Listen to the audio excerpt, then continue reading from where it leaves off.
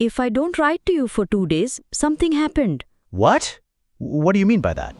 An 18-year-old girl sends one last message to her boyfriend before she disappears forever.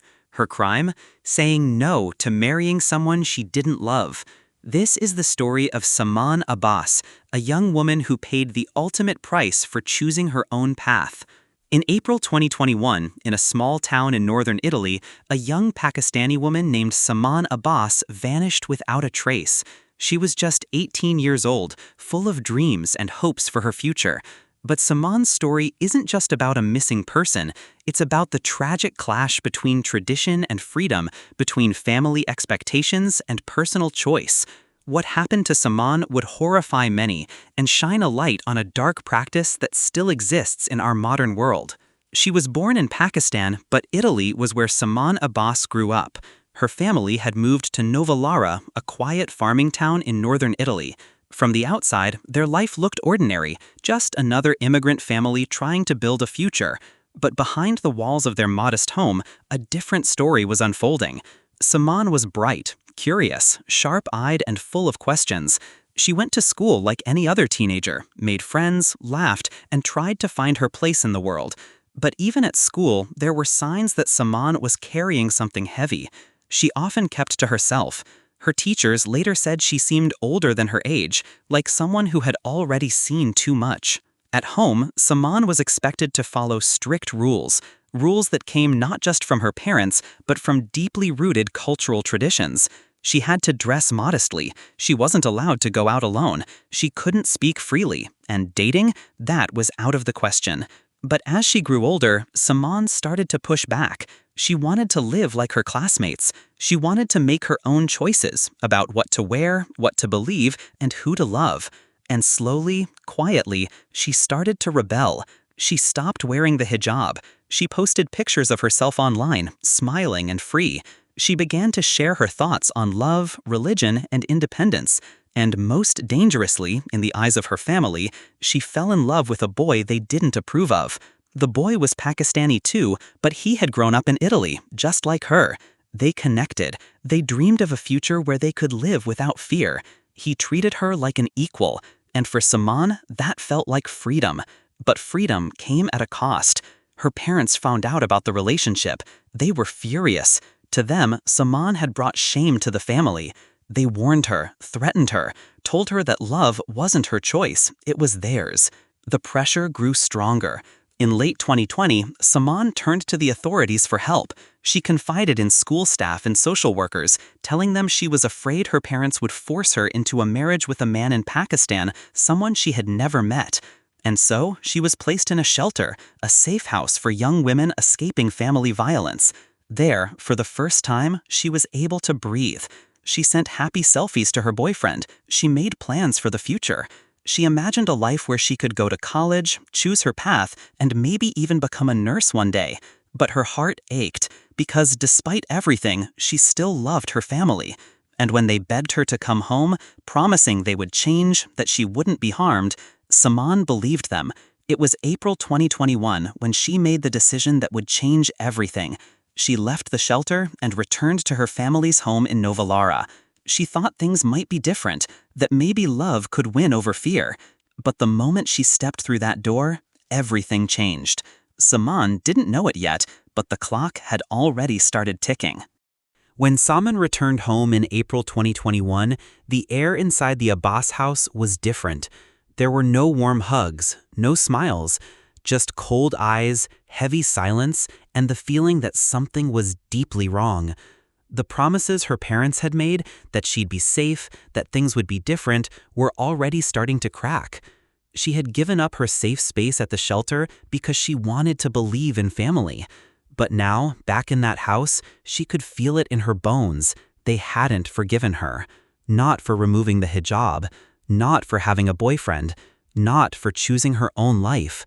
They called her shameless. They said she had dishonored them. They reminded her over and over that her duty was to obey. And then came the worst news. Her parents told her she was going to Pakistan. A flight had already been booked. They said it was just a trip, to see family, to reconnect with her roots. But Saman knew better. She knew what that kind of trip really meant. She had heard stories. Girls who were forced into marriage, girls who never returned. She had already reported her fears once, months earlier, and now they were coming true. But this time, Saman didn't run to the police. She stayed calm. She played along. She told her boyfriend what was happening and made a secret plan. If they forced her to Pakistan, she would find a way to escape once she landed. She even gave him details, what city they'd stay in, what family members might help. It wasn't a perfect plan, but it was all she had. Still, something about the way her family was acting made her uneasy. They were watching her more closely. Conversations became whispers behind closed doors. And someone else had arrived at the house, an uncle from France, Shabar's brother. Saman didn't know why he was there, but his presence made the house feel even darker. On the night of April 30, 2021, Saman sent a final message to her boyfriend. Her voice was low, measured, but underneath there was something else, something that sounded like fear trying hard not to sound like fear. She said her parents had taken her documents, her passport, her ID, everything she would need to escape. Then she added just one haunting sentence. "If I don't write to you for 2 days, something happened." That was the last message he would ever receive from her. She said she was scared they would hurt her, and if she disappeared, he needed to tell someone everything. That night, something else happened. Saman was seen, on CCTV, walking with her parents near a field close to their house. She was dressed in black. She didn't come back. The next day, her parents left Italy, just vanished, no goodbye, no report to the police. They boarded a flight to Pakistan and left everything behind. Everything, except their daughter. Saman Abbas was gone. Her phone went silent. She didn't show up to school. She didn't answer her boyfriend's calls. And the world, at first, had no idea that anything had happened. But for those who loved her, something felt terribly, terribly wrong. For a few days, the world stayed quiet. Saman Abbas had vanished, and no one outside her small circle even knew she was missing. But her boyfriend never forgot the message she had sent. "If I don't write to you for 2 days, something happened." And 2 days had passed. He tried calling, messaging, waiting, but there was only silence. So he went to the police. At first, they didn't know what to make of it. Teenage girls disappear sometimes. They run away, they hide. But as the officers began to look deeper, the story that unfolded was anything but ordinary. Saman's parents had vanished too. They had left the country just hours after she was last seen, taking a flight straight to Pakistan. No missing persons report, no questions asked. They simply left, as if she no longer existed. That raised a red flag. So investigators went to the Abbas home in Novalara. The house was locked, the lights were off, and inside, it was empty. No sign of Saman, no signs of life. Then, the police checked the security cameras around the area, and what they found chilled them. The night of April 30th, just before midnight, Saman was caught on a security camera. She was walking near the family's farm, close to a field. With her were her mother and father. She was dressed in all black. That was the last time she was seen alive. But there was more. Just days before that walk, another strange video appeared. It showed 3 men, Saman's uncle and 2 of her cousins, carrying a shovel, a crowbar, a bucket, and some tools. They were headed toward the fields, the same fields near the family's home, the same area where Saman would later vanish. The police now had serious suspicions. They believed Saman hadn't just run away. They believed something terrible had happened, and that her own family might be responsible. Authorities began a full-scale search. They brought in dogs trained to detect human remains.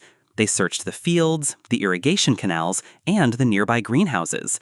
They dug through the earth, inch by inch, hoping to find anything, any clue, any trace of her. But the land stayed quiet. Still, investigators kept digging into the family's movements, their phone records, and their stories. And cracks began to show. They tracked the family members who hadn't fled to Pakistan, her uncle and 1 cousin who was still in Europe. Those men were brought in for questioning. Then, one of them broke. Saman's younger cousin confessed. He told the police what had happened, that she had been killed, that the family believed she had brought shame, that the murder had been planned, and that her body had been buried somewhere on the farm. It wasn't just a disappearance anymore. It was now a murder investigation. And as the pieces came together, one truth became more and more clear. Saman Abbas didn't vanish. She was erased. And the people who did it were the very ones who should have protected her. After Saman Abbas vanished, her family scattered like shadows at sunrise. Her parents, Shabard and Nazia, boarded a flight to Pakistan just hours after she was last seen. No police report, no concern, no questions, just silence. They left behind their home, their jobs, their life in Italy, and something else, something they believed no one would find. Back in Novalara, the investigation deepened. Saman's younger cousin had confessed, quietly, coldly. He told the police everything, that her family had decided she needed to be punished, that her disobedience had brought shame, and that her uncle, Danish Hasnain, had taken the lead. Danish didn't flee to Pakistan like Saman's parents. He went to France. But Italian authorities weren't finished. Interpol issued international arrest warrants. Names, photos, and charges were sent out across borders. Murder, kidnapping, concealment of a corpse. By September 2021, Danish was found, hiding in a suburb near Paris. He was quiet when they took him in. No struggle, no words, just a man whose silence said more than he ever could. Meanwhile, one cousin was already in custody in Italy. The other, who had helped dig the grave, was tracked down and arrested soon after. But the biggest challenge was Saman's father, Saman Abbas. He had gone deep into hiding in Pakistan. Interviews with local reporters showed a man unshaken, even smug. He denied everything. He called the accusations nonsense. And yet, his phone records, the timing of his departure, and his own son's confession painted a darker picture.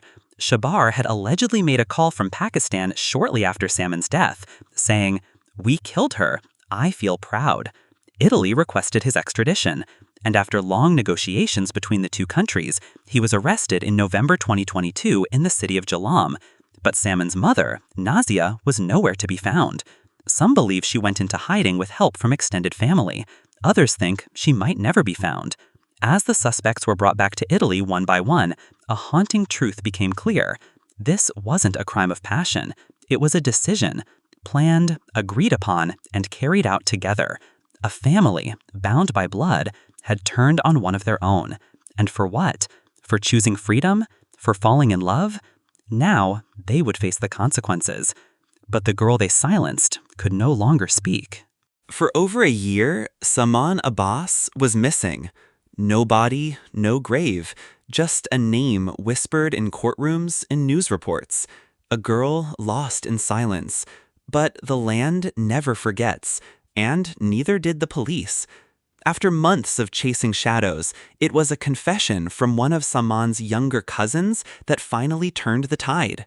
In a quiet, emotionless statement, he told investigators what they feared most, that Saman had been killed, that it was planned, and that her body had been buried not far from the family's home. Guided by his confession, along with data pulled from mobile phones and CCTV footage, investigators returned in November 2022 to an area they had searched before. This time, their attention focused on a crumbling, abandoned farmhouse near the agricultural fields of Novalara. The air was still, the soil untouched for months. Forensic experts moved carefully, inch by inch, digging through hardened earth and debris. Then they found something: human remains. Shallow, fragile, wrapped and hidden beneath layers of dirt. Next to the body were small items: clothing, jewelry, enough to raise hopes and break hearts. It took weeks to confirm, but DNA results eventually made it official. The remains belonged to Saman Abbas. The girl who had vanished into the night was no longer missing. She had been there all along, buried close to the very place where she had tried to reclaim her freedom. The autopsy told a quiet, horrifying story. Though her body had decayed from time spent underground, forensic doctors were able to determine a likely cause of death: strangulation. There were signs of trauma around her neck, bruising and pressure injuries. But what stood out even more was what was missing. No defensive wounds, no scratches, no broken nails, no signs that she had fought back. It was quick, planned, and possibly carried out when she wasn't expecting it. The autopsy also revealed that her grave had not been an afterthought. The soil had been disturbed days before her death, consistent with CCTV footage of her uncle and 2 cousins walking toward the fields, carrying a shovel, a crowbar, and a bucket. They had dug the grave before she died. This wasn't a moment of rage. This was a coordinated killing, executed step by step. An honor killing, they called it. But there was no honor here. Only silence. Only a girl who wanted to live freely and a family who couldn't accept that. The discovery of her body didn't bring peace, but it brought something else: truth. Now the trial could begin, and those who thought they had buried the evidence would have to face what they tried so hard to hide. The truth had been buried once, deep in the soil near a quiet farmhouse in Italy, but now it was coming out. Not through whispers or rumors, but in a courtroom filled with silence, grief, and justice. The trial of Saman Abbas's killers began in early 2023 in the Italian city of Reggio Emilia. On the stand were the people once closest to her: her uncle Danish Hasnain, her 2 cousins, her father Saman Abbas, and her mother Nazia Shaheen, who was still on the run at the time and being tried in absentia. Inside the courtroom, the air was tense. Families of the accused sat on one side. Activists, women's rights groups, and Saman's friends filled the other. Portraits of Saman, young, hopeful, free, were printed on posters and badges held tightly in the hands of those who came seeking justice. The prosecutors laid it out with devastating clarity. Saman had been punished for refusing a forced marriage. She had been seen as a source of shame. Her killing was not impulsive. It was deliberate, coordinated, and carried out with chilling calm. CCTV footage was shown to the jury. Saman's final walk, dressed in black, walking toward the fields with her parents. Then another clip, 3 men with tools, heading to the same spot just days earlier. The cousin who had confessed became the key witness. He testified that the plan to kill Saman had been made at the family dinner table. He said the uncle, Danish Hasnain, was the one who carried out the killing, strangling her with his own hands, while the others helped hide the body. The defense tried to sow doubt. They argued the confession was unreliable. They claimed there was no direct evidence linking the accused to the actual moment of death. But the prosecutors didn't waver. They painted the full picture: how the family plotted, acted, and then scattered across Europe and Pakistan to avoid justice. Then came the turn of Saman Abbas, Saman's father. He was extradited from Pakistan to Italy in August 2023 after a long legal battle. In court, he denied everything. He wept. He claimed he had never wanted his daughter harmed. But a recording told a different story. In a wiretapped phone call from Pakistan, Saman had said, "We killed her. I feel proud." That sentence echoed through the courtroom. On December 19, 2023, the verdict was delivered. Saman Abbas, the father, life in prison. Nazia Shaheen, the mother, life in prison, sentenced in absentia. Danish Hasnain, 14 years. The 2 cousins, acquitted. But the story didn't end there. In April 2025, after a lengthy appeals process, the court revised its judgment. Saman Abbas and Nazia Shaheen, life sentences confirmed. Danish Hasnain, sentence increased to 22 years. Both cousins, acquittals overturned, sentenced to life in prison. By then, justice had caught up with everyone. Nazia, who had vanished after the crime, was arrested in Pakistan in May 2024. She was extradited to Italy in August 2024, and her life sentence became real, not just words on paper. Outside the courthouse, people cried, not just for Saman, but for every girl trapped between fear and freedom. Italian citizens, Pakistani expats, and women's rights activists stood side by side, holding candles and signs that read, "Justice for Saman. Her voice will never be silenced again." The verdict brought justice, but not peace. Saman Abbas was still gone. But in that courtroom, surrounded by law and light, her story could finally be told with the power it deserved. She had asked only to live her life on her own terms. And though her life was stolen, her story now stood, unshaken and unburied. Abbas is gone. Her voice was silenced, her dreams stolen. But what she stood for, what she dared to fight for, did not die with her.